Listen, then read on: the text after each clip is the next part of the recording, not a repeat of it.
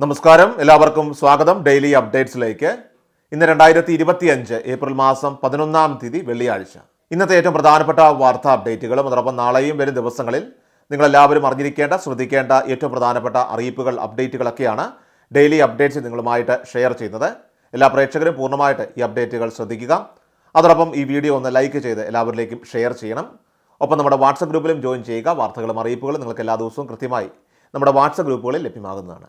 WhatsApp ഗ്രൂപ്പിൻ്റെ link video description ബോക്സിലും comment ബോക്സിലുമുണ്ട്. എല്ലാവരും മറക്കാതെ ഏതെങ്കിലും ഒരു ഗ്രൂപ്പിൽ ഇപ്പോൾ തന്നെ ജോയിൻ ചെയ്യുക.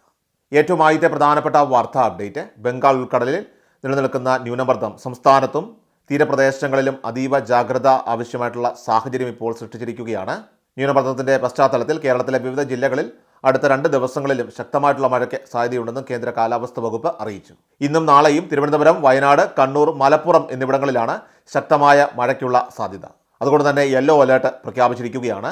അതേസമയം കേരള, കർണാടക തീരങ്ങളിൽ മത്സ്യബന്ധനത്തിന് വിലക്കില്ലെന്നും കാലാവസ്ഥാ വകുപ്പ് അറിയിച്ചിട്ടുണ്ടെങ്കിലും കന്യാകുമാരി തീരത്ത് കള്ളക്കടൽ പ്രതിഭാസം സജീവമാണ്. ഉയർന്ന തിരമാലകൾ കടലാക്രമണ സാധ്യതകൾ ഉയർത്തുന്നതായിട്ട് ദേശീയ സമുദ്ര സ്ഥിതിപഠന ഗവേഷണ കേന്ദ്രം അറിയിച്ചിട്ടുണ്ട്. മത്സ്യത്തൊഴിലാളികളും അതോടൊപ്പം തന്നെ തീരദേശവാസികളും സുരക്ഷാ മുൻകരുതലുകൾ പാലിക്കണമെന്നും തുറമുഖ കടൽ സൂചനകളൊക്കെ തന്നെ ശ്രദ്ധിക്കണമെന്നും അധികാരികൾ ഇപ്പോൾ മുന്നറിയിപ്പ് നൽകിയിട്ടുണ്ട്. അതോടൊപ്പം തന്നെ ദേശീയ ദുരന്തനിവാരണ അതോറിറ്റിയും കേരള സംസ്ഥാന ദുരന്തനിവാരണ അതോറിറ്റിയും സംയുക്തമായിട്ട് സംസ്ഥാനതല ചുഴലിക്കാറ്റിൻ്റെയും അനുബന്ധ ദുരന്തങ്ങളുടെയും ഒക്കെ തന്നെ തയ്യാറെടുപ്പുകൾ വിലയിരുത്തുന്നതിനായിട്ട് ഇന്ന് മോക്ക് ഡ്രിൽ സംഘടിപ്പിക്കുന്നുണ്ട്. സംസ്ഥാനത്തുടനീളമുള്ള 12 ജില്ലകളിൽ തിരഞ്ഞെടുക്കപ്പെട്ട 24 സ്ഥലങ്ങളിൽ ഒരേ സമയം മോക്ക് ഡ്രിൽ സംഘടിപ്പിക്കും. മുൻപ് നിശ്ചയിച്ചതിൽ നിന്ന് വിഭിന്നമായിട്ട് ശബരിമലയിലെ പ്രത്യേക ഉത്സവ സാഹചര്യം പരിഗണിച്ചുകൊണ്ട് പത്തനംതിട്ട ജില്ലയെ മോക്ക് ഡ്രില്ലിൽ നിന്നും ഒഴിവാക്കിയിട്ടുണ്ട്. അതുകൊണ്ട് തന്നെ പ്രത്യേക സൈറണുകളൊക്കെ തന്നെ മുഴങ്ങുന്നതായിരിക്കും. പൊതുജനങ്ങൾ ജാഗ്രത പാലിക്കുക. അടുത്ത പ്രധാനപ്പെട്ട വാർത്താ അപ്ഡേറ്റ്, ഡ്രൈവിംഗ് ടെസ്റ്റ് പാസ്സായാൽ ഗ്രൗണ്ടിൽ വെച്ച് തന്നെ ലൈസൻസ് നൽകുന്ന ക്രമീകരണം നടപ്പാക്കുമെന്ന് മന്ത്രി K B Ganesh Kumar. Digital licence വിതരണം ചെയ്യുന്നതിൻ്റെ ഭാഗമായിട്ട് എല്ലാ മോട്ടോർ വെഹിക്കിൾ ഇൻസ്പെക്ടർമാർക്കും ടാബ് നൽകുമെന്നും മന്ത്രി പറഞ്ഞു. ഗ്രൗണ്ടിൽ നിന്ന് തന്നെ ലൈസൻസ് അപ്ലോഡ് ചെയ്യാനുള്ള സൗകര്യമാണ് ഒരുക്കുന്നത്. ടെസ്റ്റിൽ പങ്കെടുത്തയാൾ ഗ്രൗണ്ട് വിട്ട് പോകുന്നതിന് മുൻപ് തന്നെ ലൈസൻസ് ഫോണിലെത്തുമെന്നും അദ്ദേഹം കൂട്ടിച്ചേർത്തു. ഡ്രൈവിംഗ് ലൈസൻസ് പുതുക്കുന്നത് ഉൾപ്പെടെയുള്ള സേവനങ്ങൾക്ക് കിയോസ്കുകൾ ഏർപ്പെടുത്തുന്നതായിരിക്കും. സ്വകാര്യ ഏജൻസികളുടെ സഹായത്തോടുകൂടി റെയിൽവേ സ്റ്റേഷനുകൾ, അതോടൊപ്പം തന്നെ ഷോപ്പിംഗ് മാളുകൾ തുടങ്ങിയ സ്ഥലങ്ങളിലാണ് കിയോസ്കുകൾ സ്ഥാപിക്കുക. ഏജൻസികളുടെ സേവനത്തിനായിട്ട് നിശ്ചിത ഫീസ് നൽകും. ലൈസൻസും RCയും കിയോസ്കുകൾ വഴി പ്രിന്റ് ചെയ്ത് നൽകുന്നത് പരിഗണനയിലുണ്ടെന്നും മന്ത്രി പറഞ്ഞു. അടുത്ത പ്രധാനപ്പെട്ട വാർത്താ അപ്ഡേറ്റ്, നമ്മുടെ സംസ്ഥാനത്ത് ഏപ്രിൽ മാസം വിഷുവിന് മുൻപായിട്ട് തന്നെ നമ്മുടെ എല്ലാ ബാങ്ക് അക്കൗണ്ടുകളിലേക്കും അതോടൊപ്പം തന്നെ കൈകളിലേക്കും സംസ്ഥാന സർക്കാർ വിതരണം ചെയ്യുമെന്ന് അറിയിച്ചിരുന്ന സാമൂഹ്യ സുരക്ഷാ ക്ഷേമ പെൻഷൻ 1600 രൂപയുടെ വിതരണ ഉത്തരവ് ഇന്നലെ സംസ്ഥാന സർക്കാർ പുറപ്പെടുവിച്ചിട്ടുണ്ട്. ധനകാര്യ വകുപ്പാണ് ഈ ഉത്തരവ് പുറത്തുവിട്ടിരിക്കുന്നത്. ക്ഷേമ പെൻഷൻ വിതരണത്തിനായിട്ട് 826 കോടി രൂപയ്ക്ക് മുകളിലാണ് ഇപ്പോൾ ധനവകുപ്പ് അനുവദിച്ചിരിക്കുന്നത്. വിതരണ അറിയിപ്പ് പ്രകാരം ഇന്നലെ ഏപ്രിൽ മാസം 10-ാം തീയതി മുതൽ തന്നെ വിതരണം ആരംഭിച്ചിട്ടുണ്ട്. അതുമാത്രമല്ല, ഏപ്രിൽ മാസം 14-ാം തീയതി വിഷുവാണ്. അപ്പോൾ ആ തീയതിക്ക് മുൻപ് തന്നെ എല്ലാവരുടെയും ബാങ്ക് അക്കൗണ്ടുകളിലേക്കും അതോടൊപ്പം തന്നെ കൈകളിലേക്കും ഈ ഒരു തുക എത്തിക്കണമെന്നുള്ള നിർദ്ദേശം സർക്കാരും അതോടൊപ്പം തന്നെ ധനകാര്യ വകുപ്പും ഇപ്പോൾ കൈമാറിക്കഴിഞ്ഞു. സഹകരണ സംഘങ്ങളിലേക്ക് വളരെ വൈകാതെ തന്നെ തുക എത്തിച്ചേരുന്നതായിരിക്കും. ഇതോടൊപ്പം തന്നെ നമ്മുടെ ബാങ്ക് അക്കൗണ്ടിലേക്ക് DBT സംവിധാനം വഴിയായിരിക്കും തുക ക്രെഡിറ്റ് ആവുക. ഇന്നലെ മുതൽ തന്നെ വിതരണം ആരംഭിച്ചിട്ടുണ്ട്.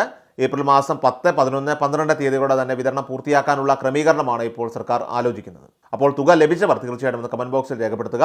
ഇതുവരെ ലഭിക്കാത്തവർക്ക് നാളെ മുതൽ തന്നെ തുക ക്രെഡിറ്റ് ആവുന്നതായിരിക്കും. അതോടൊപ്പം തന്നെ കെട്ടിട നിർമ്മാണ തൊഴിലാളി ക്ഷേമ പെൻഷൻ ആനുകൂല്യവും ഒരു ഗഡു പ്രഖ്യാപിച്ചിട്ടുണ്ട്. അതും നിങ്ങൾക്ക് വരും ദിവസങ്ങൾ തന്നെ ലഭിക്കുന്നതാണ്. കേന്ദ്ര വിഹിതം 200, 300, 500 എന്നിവ ലഭിക്കുന്നവർക്ക് അടുത്ത ആഴ്ചയായിരിക്കും ഈ തുക എത്തിച്ചേരുക. കേന്ദ്ര വിഹിതം ലഭിക്കാൻ കുറച്ച് താമസമെടുക്കും. ഇപ്പോൾ സർക്കാരിനെ സംബന്ധിച്ച് അനുകൂലമായിട്ടുള്ള ഒരു സാഹചര്യമാണ്. കടമെടുപ്പ് പരിധി ഉൾപ്പെടെ ഇപ്പോൾ പുനർനിശ്ചയിച്ച് നൽകിയിട്ടുണ്ട്. അതുകൊണ്ട് തന്നെ സംസ്ഥാന സർക്കാരിന് കൂടുതൽ ആശ്വാസകരമായിട്ടുള്ള ഒരു സമയം കൂടിയാണ് വന്നിരിക്കുന്നത്. ഈ സാഹചര്യത്തിൽ ഒരു ഗഡു കൂടി ഈ മാസം അവസാന ആഴ്ചകളിലൊക്കെ വിതരണം ചെയ്യുമെന്നുള്ള റിപ്പോർട്ടുകൾ ഇപ്പോൾ പുറത്തു വരുന്നുണ്ട്. അതൊരു പക്ഷേ കുടിശ്ശികയാകാനുള്ള സാധ്യതകളാണ് നമുക്കിപ്പോൾ ലഭിക്കുന്ന സൂചന. അടുത്ത പ്രധാനപ്പെട്ട വാർത്താ അപ്ഡേറ്റ്, സപ്ലൈകോ 5 സബ്സിഡി ഇനങ്ങളുടെ വില കുറച്ചിരിക്കുകയാണ്. തുവരപ്പരിപ്പ്, മുളക്, കടല, ഉഴുന്ന്, വൻപയർ എന്നിവയ്ക്ക് ഇന്ന് മുതൽ പുതിയ വിലയായിരിക്കും. 4 മുതൽ 10 രൂപ വരെയുള്ള കുറവുണ്ടാകും. സാധാരണക്കാരായിട്ടുള്ള ജനങ്ങളെ പരമാവധി സഹായിക്കുന്ന നിലപാടാണ് സപ്ലൈകോ എല്ലാ കാലവും സ്വീകരിച്ചിട്ടുള്ളതെന്നും വകുപ്പ് മന്ത്രി GR അനിൽ അറിയിച്ചിട്ടുണ്ട്. ഉത്സവ സീസണുകളിൽ വിപണി വില നിയന്ത്രിക്കുന്നതിൻ്റെ ഭാഗമായിട്ട് ഭക്ഷ്യ പൊതുവിതരണ വകുപ്പ് സപ്ലൈകോയുടെ ആഭിമുഖ്യത്തിൽ സംഘടിപ്പിക്കുന്ന വിഷു, ഈസ്റ്റർ ഫെയറുകളുടെയൊക്കെ തന്നെ സംസ്ഥാനതല ഉദ്ഘാടനം തിരുവനന്തപുരം പഴവങ്ങാടി പീപ്പിൾസ് ബസാറിൽ നിർവഹിച്ചുകൊണ്ട് സംസാരിക്കുകയായിരുന്നു മന്ത്രി. സംസ്ഥാനത്ത് തിരഞ്ഞെടുത്ത സപ്ലൈകോ ഔട്ട്ലെറ്റുകളിൽ ഏപ്രിൽ മാസം 19 വരെയാണ് ഉത്സവകാല ഫെയറുകൾ സംഘടിപ്പിക്കുന്നത്.